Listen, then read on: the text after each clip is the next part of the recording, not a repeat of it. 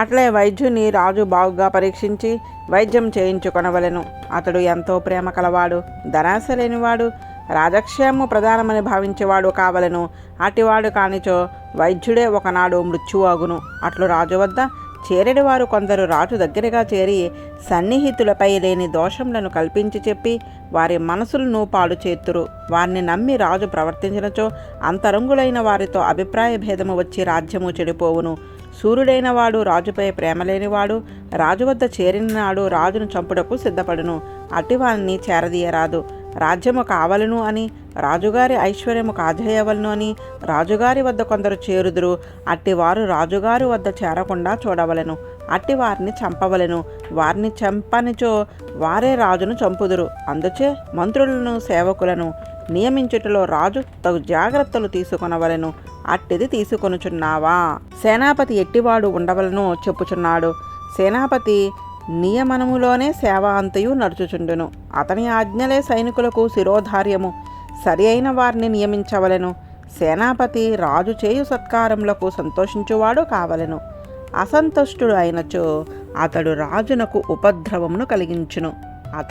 అతడు సేవా నిర్వహణములో సమర్థుడు కావలెను. ఎవరి సైన్యముతో యుద్ధము చేయనప్పుడు, ఎదిరి సైన్యముతో యుద్ధము చేయనప్పుడు శత్రువులను లొంగదీసుకొనువాడు కావలెను. యుద్ధములో ఆ వ్యూహములకు అనుగుణముగా తన సేనలను వ్యూహములుగా అమర్చుకొనుట, ఎదుటివారి వ్యూహములను ఛేదింపగలుగుట ఎరింగిన వారు కావలెను. సేనను ఎట్లు శత్రుసేన వైపు అపాయము లేకుండా నడుపవలెను నేర్పుగలవాడు కావలెను. ఆపద వచ్చినప్పుడు చెదరని ధైర్యం కలవాడు కావలెను. ధనమునకు స్త్రీకి లొంగని పరిశుద్ధమైన స్వభావము కలవాడు కావలెను. తన ప్రభువునందు విశ్వాసం కలవాడు కావలెను. ఉత్తమ కులమున జన్మించిన వాడు కావలెను. కార్యకుశలుడు కావలెను. అట్టి సేనాపతిని ఏర్పరచుకుంటివా అని ప్రశ్నించుచున్నాడు.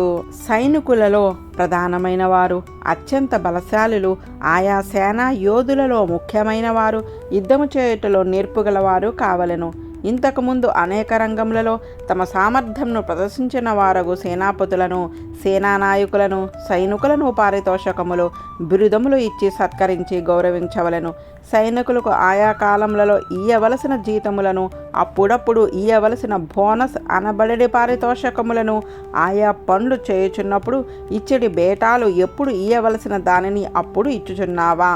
ఎప్పటికప్పుడు ఈయక ఆలస్యం చేసినచో వారి మనసులు బాధపడును.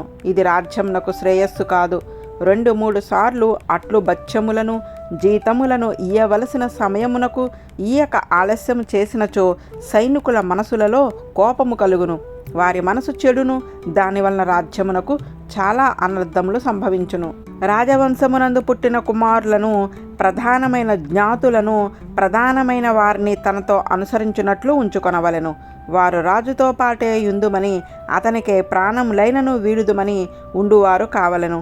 అట్టి కులపుత్రులను నీతో చేర్చుకొని ఉన్నావా? దూత అనగా రాయబారి ఎట్టి వాడుండవలెనో చెప్పుచున్నాడు. రాయబారి తన దేశంలో పుట్టినవాడే ఉండవలెను. విదేశీయుడు అయినచో అతనికి ప్రేమ ఉండదు. అతడు దూతగా ఉండతగడు. అతడు పక్షపాతమును వహించును. ఇతరుల అభిప్రాయమును ఎరింగినవాడు కావలెను. రాజకార్యము నెరవేర్చుటలో, ఎదుటివారిని ఎరింగుటలో పండితుడు కావలెను. అనగా ఆ సమయమునకు తగిన ఆలోచన చేసి తగినట్లు మాట్లాడేవారు చెప్పిన దానికి సమాధానము చెప్పగలిగిన వాడు కావలెను. తన రాజు చెప్పిన దాన్ని మార్చకుండా, దాన్ని మీరకుండా అవతల రాజులకు అందించగలవాడు కావలెను. ఏది చెప్పినా దాన్నే అప్పచెప్పువాడు కారాదు. తమ రాజు యొక్క అభిప్రాయమున సందేశమును పాలించుచు బహుముఖముగా దాన్నే సమర్థించువాడు కావలెను. అట్టి దూతను నియమించితివా? గూఢాచారులను ఎచ్చట నియమించవలనో తెలియజేయుటకు రాముడు భరతుణ్ణి ప్రశ్నించుచున్నాడు. చారులను ఇతర దేశంలోని రాజుల వద్ద, శత్రువుల వద్ద 18 స్థలములలో నియోగించవలెను. మన రాజ్యమున 15 స్థానములలో నియమింపవలెను. శత్రు రాజ్యంలో 54 మంది, తన రాజ్యంలో 45 మంది చారులు ఉండవలెను. ఒక్కొక్క చోట నియమించిన చారులలోని ఇతర చారులలో గాని ఒకరిని ఒకరు చారులని తెలియరాదు. వారు తన రూపముతో గాక వేరొక రూపంతో సంచరించుచుండవలెను. శత్రురాజ్యములందు మంత్రులు, పురోహితులు, యువరాజు, అర్ధసంచయకర్త, కార్యనియోజకుడు, ప్రాడ్వివాకుడు, కారాగారాధిపతి, సేనానాయకుడు, సేనాధ్యక్షుడు, కర్మాంపికుడు సభ్యులు, ధర్మాధ్యక్షులు, దండపాలురు, దుర్గపాలురు, సూతులు, దోవారికుడు, అంతర్వంశికుడు, రాష్ట్రాంతపాలురు అను 18 స్థలములలో ముగ్గురు చొప్పున ఒక్కొక్క చోట చారులను గూఢంగా సంచరించుచున్నట్లు నియమించవలెను. తన రాజ్యంలో మంత్రుల వద్ద, పురోహితుల వద్ద, యువరాజు వద్ద చారులను నియమింపరాదు. వారిని స్వయముగా రాజే కనిపెట్టుచుండవలను. అందుచే 15 స్థలములలో ముగ్గురు చొప్పున 45 మంది చారులను నియమించవలెను. వీరిలో మంత్రులు, పురోహితులు, యువరాజు, సేనాపతులు అను పదవులు మనకు ప్రసిద్ధములు. మిగిలిన వాని వివరములను తెలుసుకుందాము. దౌవారికుడు అంతఃపురము మొదలగు స్థలములలో ద్వార రక్షణమునకు నియమింపబడిన వారిపై పర్యవేక్షణ చేయు అధికారి. అంతర్వంశికుడు అంతఃపురములోని కార్యములను నిర్వహింపచేయువాడు. కారాగారాధిపతి చెరసాలలో పర్యవేక్షణము చేయుటకు నియమింపబడిన అధికారి. అర్ధ సంచయకర్త రాజ్యమునకు వచ్చిన ధనమంతను భద్రపరచు కోశాధ్యక్షుడు. కార్యనియోజకుడు రాజశాసనములను ప్రచారము చేయు విభాగమున పరిశీలించువాడు. ప్రాడ్వివాకుడు జడ్జి అని అందరు. అనగా ఇద్దరకు వివాదము కలిగినప్పుడు వాది ప్రతివాదులను ప్రశ్నలను అడిగి వారికి ప్రియమగు తీర్పు చెప్పువాడు. సేనానాయకుడు ఇతడు సేనాపతి కాదు. సేనానాయకుడు సేనలోని సైనికులకు జీతములు, భత్యములు ఇచ్చుటను పర్యవేక్షించువాడు. నగరాధ్యక్షుడు రాత్రివేళ మారువేషముతో పట్టణములో తిరుగుచు పరిశీలించువాడు. నగర రక్షణము, ప్రాకార రక్షణము, ద్వార రక్షణము చేయుటకు తగిన ఏర్పాట్లు చేయువాడు. కర్మాంతికుడు జీతగాండ్రకు, సైనికులకు గాక మిగిలిన వారందరకు తాను ముందు ఏకమొత్తముగా ధనమును తీసుకొని వారికి వేరు అధికారులచే ఇప్పించువాడు. ఇప్పటి ట్రెజరీ అధికారి వంటివాడు. సభ్యుడు ప్రతిరోజు రాజుగారి సభకు వచ్చేసరికి సభను అలంకరింపజేయుటకు రాజుగారి ఆసనము, మంత్రుల ఆసనములు వారికి తగినట్లు అమర్చుట, సభలోనికి రాదగిన వారిని ప్రవేశింపచేయుట, రాదగిన వారిని నిరోధించుట, ఎవరికి తగిన స్థానములలో వారిని కూర్చుండినట్లు చేయుట, సభలో నిశ్శబ్దము పాటించినట్లు చేయుట, సభా రక్షణము కల్పించుట మొన్నగు వ్యవహారములను నడిపెడివాడు. ధర్మాధ్యక్షుడు ఆస్తుల పంపకములో వివాదము వచ్చినప్పుడు లేదా ధర్మాధర్మ వివాదము వచ్చినప్పుడు ఆ వివాదము కలవారి వాదములను విని ధర్మశాస్త్రమును అనుసరించి ఆ వివాదమును పరిష్కరించును. దండపాలుడు ఒకరు సొత్తు దొంగలించుట మొదలగు అపరాధములను చేసిన వారికి రాజు విధించిన ప్రకారము శిక్షను అమలుపరచువాడు. దుర్గపాలుడు గిరిదుర్గము, జలదుర్గము, వనదుర్గము అని రాజ్యమునకు 3 దుర్గములు ఉండును. శత్రురాజుల రావీలు కాకుండా దాన్ని ఎల్లప్పుడూ రక్షక జనులను ఏర్పాటు చేసి దుర్గముల రక్షణ నిర్వహించువాడు. రాష్ట్రాంతపాలుడు తన రాష్ట్రం యొక్క సరిహద్దులలో అన్ని దిక్కుల పొరుగు రాజ్యముల రాజులు ఆక్రమించకుండా సరిహద్దులను ఎల్లప్పుడూ కాపాడునట్లు రక్షణ ఏర్పాటు చేయువాడు. ఇట్లు 18 స్థలాల్లో పరరాజ్యములలో చారులను నియమించవలెను. తన రాజ్యంలో మంత్రులపై, పురోహితునిపై, యువరాజుపై గూఢాచారులను నియమింపరాదు. వారు తనతో సన్నిహితముగా విశ్వాసముతో మెలుగుచున్నట్లు చేసి తానే వారి స్వభావమును సంతతము పర్యవేక్షణము చేయుచుండవలెను. పరరాజ్యంలో మాత్రము వారి ముగ్గురిపైన గూఢాచారులను నియమించవలెను. ఆనాడు ఉండెడి గూఢాచారి వ్యవస్థ ఎట్లు ఉండెడిదో తెలియచున్నది. ఇట్లు చక్కని గూఢాచారి వ్యవస్థను కల్పించినావా అని భరతుని ప్రశ్నించినాడు. దేశము నుండి ఒకప్పుడు పై దేశములకు ఏగి మరలా స్వదేశమునకు వచ్చిన వారిని, శత్రువులను, దుర్బలులను అవమానింపకుండా ఆదరముతో చూచుచున్నావు కదా. ఏదో ఒక దోషముచే దేశ బహిష్కరణ పొందిన వారిని శాశ్వతముగా రాజుల అవమానంతో చూడరాదు. అట్లే దేశ బహిష్కరణ పొంది పై దేశము వెళ్ళి మళ్ళీ స్వదేశమునకు తిరిగి వచ్చిన వారిని అవమానింపరాదు. వారిని తన దేశంలో ఉన్న జనులతో సమానముగా చూడవలను. అట్లే శత్రువులను తిరస్కార భావంతో చూడరాదు. సమయము వచ్చినప్పుడు వారిని ఓడించుటే గాని సంతతము వారికి అవమానము కలుగునట్లు ప్రవర్తించరాదు. అట్లే దుర్బులను అవమానించుచుండరాదు. సంతతము అవమానించుచున్నచో వారే రాజునకు విరోధులు అగుదురు. తన ఔదార్యముచే ఉపేక్షచే వారిని వశపరుచుకొనవచ్చును. అట్లే చేయుచున్నావు కదా. లోకాయుతకులు అనగా నాస్తికులు వారిని రాజు దగ్గరకు చేరనీయరాదు. లోక అనగా ప్రత్యక్షము, ఆయతము అనగా అనుమానము. ఈ రెండిటినీ వారు ప్రమాణముగా నమ్ముదురు గాని శాస్త్రమును నమ్మరు. ప్రత్యక్షముగా అనుభవించుచున్నదే వారికి ప్రమాణము. దూరముగా పొగను చూచి నిప్పు కనపడకపోయినను నిప్పు లేనిచే పొగ ఉండదు కనుక పొగచే నిప్పును గుర్తించుట అనుమానము. నాస్తికులు ఈ రెండు ప్రమాణములే నమ్ముదురు. వారికి వేదము శాస్త్రము ప్రమాణము కాదు. అట్టి వారిని దగ్గరకు చేరనీయరాదు, సేవింపనీయరాదు. బ్రాహ్మణులలో అట్టివారు కొందరు ఉందురు. శాస్త్రము తప్ప వేరొకటి దైవమును, ధర్మమును, పునర్జన్మసు, పరలోకమును నమ్మించు సాధనము లేదు. వేదమును నమ్మని వారు అవి లేవందరు. అట్టివారు రాజును చేరి ఉన్నచో వారి మార్గంలోనే రాజు ప్రవర్తించే ధర్మమునకు, దైవమునకు దూరమగుదురు. దానిచే రాజు భ్రష్టుడగును. ఇట్లు వేదమును ప్రమాణముగా అంగీకరించిన వారిని నాస్తికులు అందరు. దేవుడు లేడని వారు నాస్తికులు కారు. వేదము ప్రమాణము కాదని వారు నాస్తికులు. అటు బ్రాహ్మణులను సేవించినచో వారు తత్వ విషయంలోని ఎరుంగుటకు తగిన జ్ఞానం లేని వారు అగుదురు. వారికి ధర్మానుష్ఠానం నందు శ్రద్ధ తగును. ధర్మం నందు శ్రద్ధ తగినచో సజ్జనులను దూరము చేయవలను అనడి బుద్ధి కలుగును. దానిచే రాజు నరకమును పడును. అట్లు నాస్తికులు రాజు దగ్గరకు చేరి ఉన్నచో ధర్మ విరుద్ధములకు బోధనలు చేసి రాజును పాడు చేతురు. వారు పసివారు, వారికి తత్వజ్ఞానం ఉండదు. అజ్ఞానము చే నిండి ఉండియు తాను జ్ఞానము కలవాడునని అహంకరించుచుందురు. అట్టివారిని సేవించినచో రాజునకు అనర్థము వచ్చును తప్పదు. వారు ధర్మశాస్త్రములు ముఖ్యమైనవి ఉన్నను వాటిని నమ్మరు. నాస్తికులు వ్రాసిన స్మృతులను, పురాణములను వారు విశ్వసింతురు గాని సాత్వికులకు మహర్షులు వ్రాసిన సజ్జనులు ఆదరింపదగిన ధర్మశాస్త్రములు యందు వారికి శ్రద్ధ ఉండదు, అభ్యసింపరు. వారు శుష్కతర్కములతో తమ బుద్ధిచే చేసిన నిర్ణయములను రాజునకు బోధించుచుందురు. అట్టి వారిని సేవించుచున్నచో రాజునకు, రాజ్యమునకు కూడా ధర్మభ్రంశం ఏర్పడును. వేదశాస్త్రములకు విరుద్ధంగా కాక ఋషులు చెప్పిన ధర్మోపదేశమును బావుగా ఎరుంగుటకు తమ తర్కములను చేయవలను గాని అవి కాదని నిరూపించుటకు శుష్కతర్కమును చేయరాదు. అట్టి బ్రాహ్మణులను సేవించుటలేదు కదా అని భరతుని రాముడు ప్రశ్నించుచున్నాడు. మన అయోధ్య నగరము చాలా ప్రసిద్ధి చెందిన నగరము. మన పూర్వులు, మన తండ్రి తాతలు వీరులు ఆ నగరమును నివసించి పాలించినారు. దాని పేరు అయోధ్య. ఆ పేరు దానికి సార్థకము. అది శత్రువులు ఎవరి చేతను ఓడించుటకు శక్యము కాని నగరము. ఆ నగరములోనికి వచ్చే ద్వారములు చాలా దృఢమైనవి. మనకు సైన్యము, ఏనుగులు, గుర్రములు, రథములు చాలా అధికముగా ఉండును. ఆ పట్టణమునందరి బ్రాహ్మణులు, క్షత్రియులు, వైశ్యులు తమ తమ వ్యాపారములు చేయుటలో మిక్కిలి శ్రద్ధ కలిగి ఉందురు. వారందరూ జితేంద్రియులు, ఇంద్రియ ప్రలోభములకు వశపడేవారు కారు. గొప్ప ఉత్సాహము కలవారు, ధర్మ మార్గము ప్రవర్తకులు. అట్టివారు వేల కొలది ఆ నగరమున ఉందురు. ఇంకా ఆ అయోధ్య నగరమున రకరకముల నిర్మాణములు గల వేల కొలది ప్రాసాదములు కలవు. పండితులు, వైద్యులు ఆ పట్టణమున చాలా అధికంగా కలరు. లోపలి అజ్ఞానమును, రోగమును పోగొట్టుటకు పండిత వైద్యులు ఉండవలను.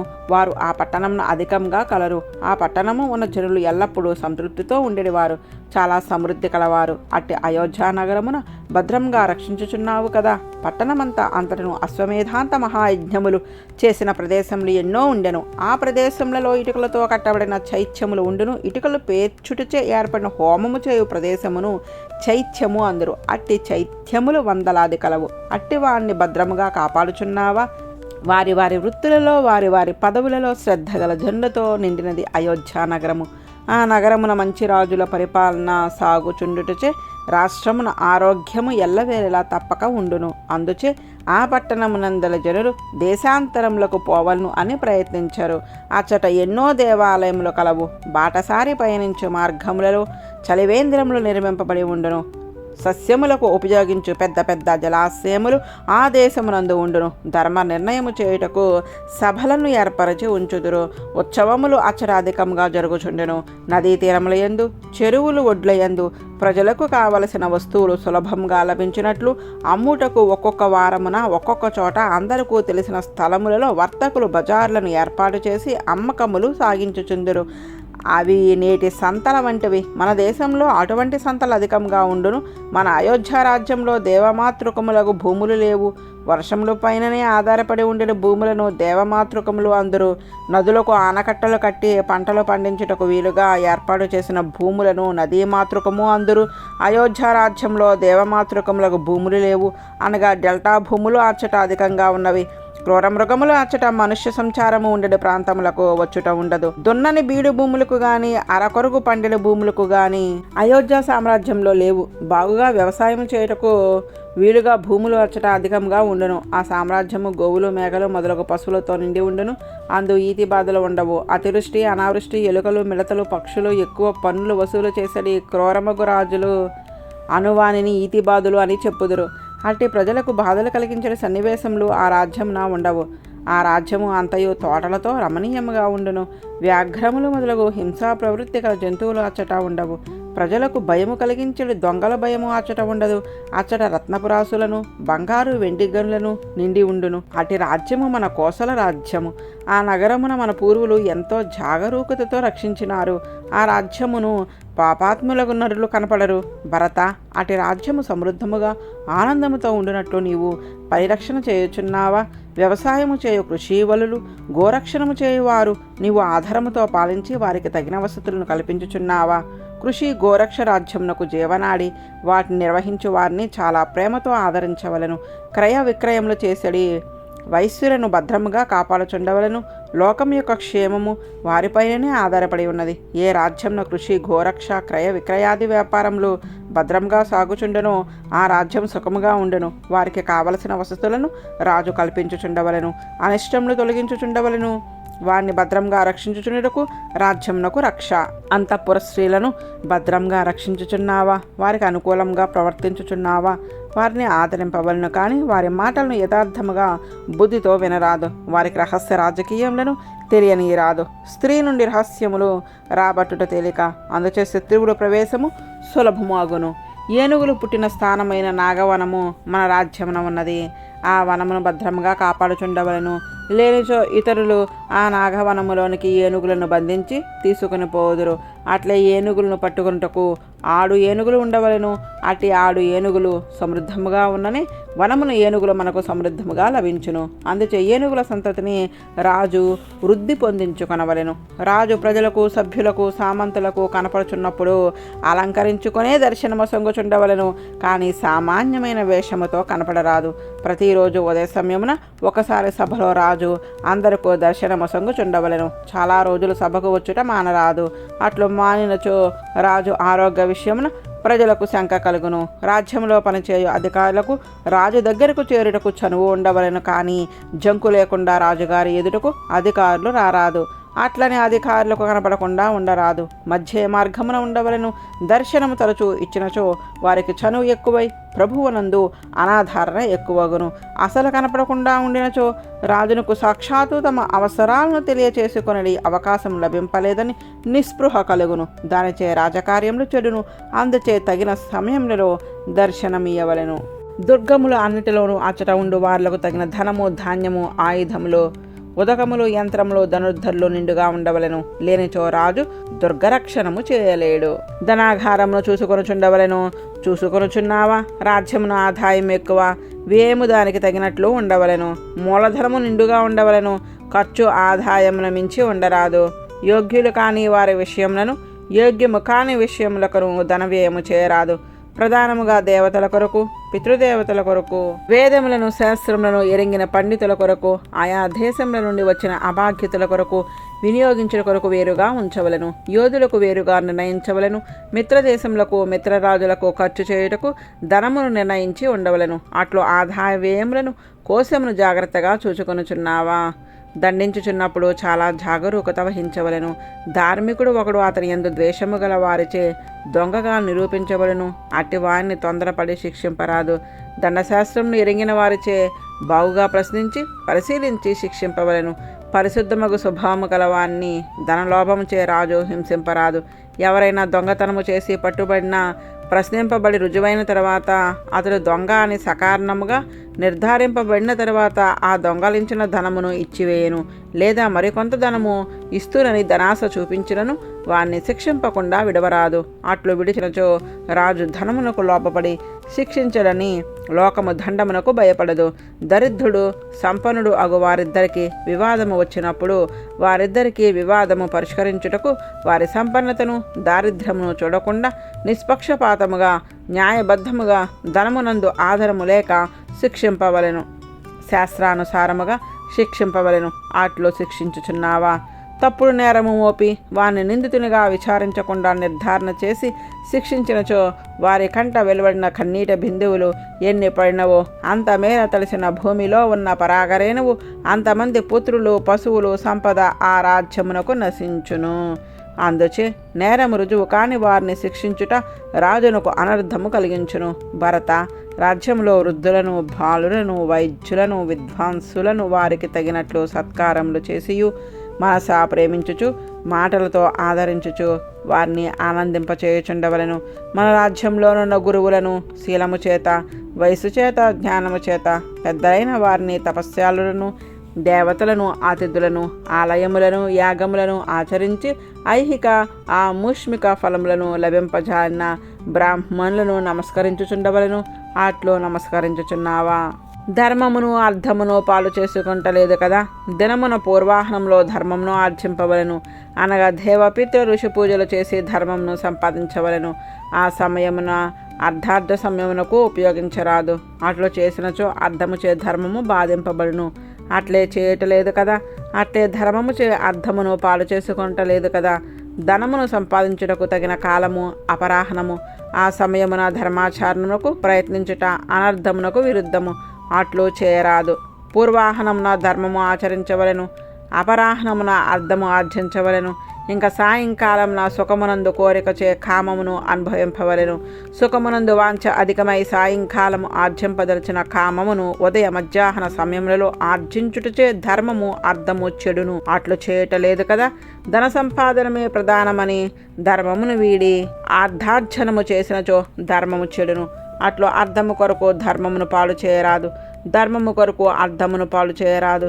కుటుంబ నిర్వహణమునకు అర్థము అవసరము, ధర్మమును అర్థమును పాలు చేసుకొనటలేదు కదా. దినమున పూర్వాహనంలో ధర్మమును ఆర్జింపవలెను, అనగా దేవ పితృ ఋషి పూజలు చేసి ధర్మమును సంపాదించవలెను. ఆ సమయమును అర్ధార్జనమునకు ఉపయోగించరాదు. అట్లు చేసినచో అర్థము చే ధర్మము బాధింపబడును. అట్లే చేయటలేదు కదా. అట్లే ధర్మముచే అర్థమును పాలు చేసుకొనుటలేదు కదా. ధనమును సంపాదించుటకు తగిన కాలము అపర్ణాహము. ఆ సమయంలో ధర్మాచారముకు ప్రయత్నించుట అర్థమునకు విరుద్ధము. అట్లు చేయరాదు. పూర్వాహనమున ధర్మము ఆచరించవలను, అపర్ణాహమున అర్థము ఆర్జించవలను. అర్థము కొరకు ధర్మము పాడు చేయరాదు, ధర్మము కొరకు అర్థమును పాడు చేయరాదు.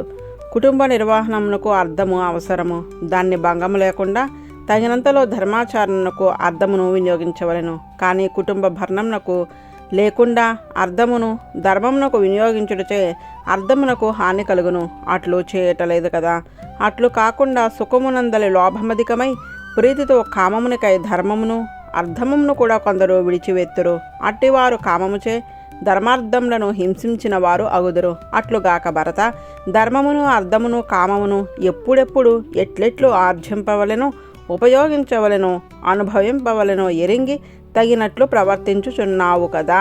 ధర్మార్థములను సేవించుటకు తగిన కాలమును ఎరుంగవలెను, వాణ్ణి విభజించి ఆర్జించి అనుభవించుట ఎరుంగవలెను. అట్లు చేయుచున్నావా? ప్రాతకాలమున దానము, పూజ మొదలగు ధర్మములను ఆచరించవలను. తర్వాత ఆ స్థానమును రాజకార్యములను పరిశీలించి అర్థమును ఆర్జింపవలను. రాత్రివేళ కామమును అనుభవింపవలను. ఇట్లు విభజించి సేవించుచున్నావా? అట్లే సేవించుచున్నచో నీవు ఈ లోకమును పైలోకమును స్వాధీనము చేసుకొనగలవాడు అగుదువు. సర్వశాస్త్రములను వాని అర్థములను ఎరింగిన బ్రాహ్మణులను, జానపదులను, పౌరులను నీ క్షేమమునే కోరుచుందురా. రాజునకు రక్ష బ్రహ్మవేత్తలు, పౌరుల జానపదుల మానసికమైన ప్రీతియే. వారు ప్రీతితో రాజు సుఖముగా ఉండవలను అని కోరిన ఆ రాజు సుఖముగా ఉండును. రాజ్యపాలన చేయు రాజు 14 వదలవలెను. నాస్తిక్యము అనగా పరలోకము లేదు, పరజన్మ లేదు అనేది భావము కలిగి ఉండుట నాస్తిక్యము. రాజునకు అట్టి భావనము ఉన్నచో ఎట్టి తప్పు పని అయినను చేయుటకు జంకడు. ఎల్లప్పుడూ సుఖమునే ప్రధానముగా భావించును. పరలోకమున్నది, పరజన్మ ఉన్నది అనే విశ్వాసము మానవుడు తప్పు పని చేయకుండా అడ్డగించును. అనృతము అనగా అసత్యము ఆడకుండా ఉండవలెను. ఆడిన మాట తప్పుట రాజునకు మహాపరాధము. క్రోధము తల్లి, తండ్రి, ఆచార్యులు, బ్రాహ్మణులు, గురువులు, దుర్బలులు మున్నగువారు ఒకవేళ తప్పు చేసినను వారిపై క్రోధము చూపరాదు. క్రోధము కలిగినచో చెయ్యకూడని పని, అనరాని మాట ఉండదు. దానిచే పాపము సంభవించును. ప్రమాదము అనగా పరాకు పడుట, అవధానము లేకపోవట, చేయవలసిన పని యందు పరాకు లేకుండుట అవసరము. దీర్ఘసూత్రత చేయవలసిన పనిని చేదుము అనుకున్న తర్వాత కొంతకాలము వరకు చేయకుండుట. జ్ఞానము గల వారిని దర్శింపకుండుట. జ్ఞానులను దర్శించిన సకల శ్రేయస్సులు కలుగును. నేను రాజును అని అహంకరించి పెద్దలను తిరస్కరించిన శ్రేయస్సు కలగదు. ఆలస్యము అనగా మత్తు లేదా సోమరితనము ఇది ఉన్నచో చేయవలసిన పనులు సరిగా జరగవు. పంచవృత్తిత ఇంద్రియములకు లొంగిపోవుట, ఇంద్రియములతో చూడవలసిన వానిని, వాసన చూడవలసిన వానిని, స్పృశించవలసిన వానిని తగిన సమయములలో తగని విధముగా అనుభవించకుండా ఇంద్రియములను నిగ్రహించవలను. లేనిచో రాజకార్యములు చెడును.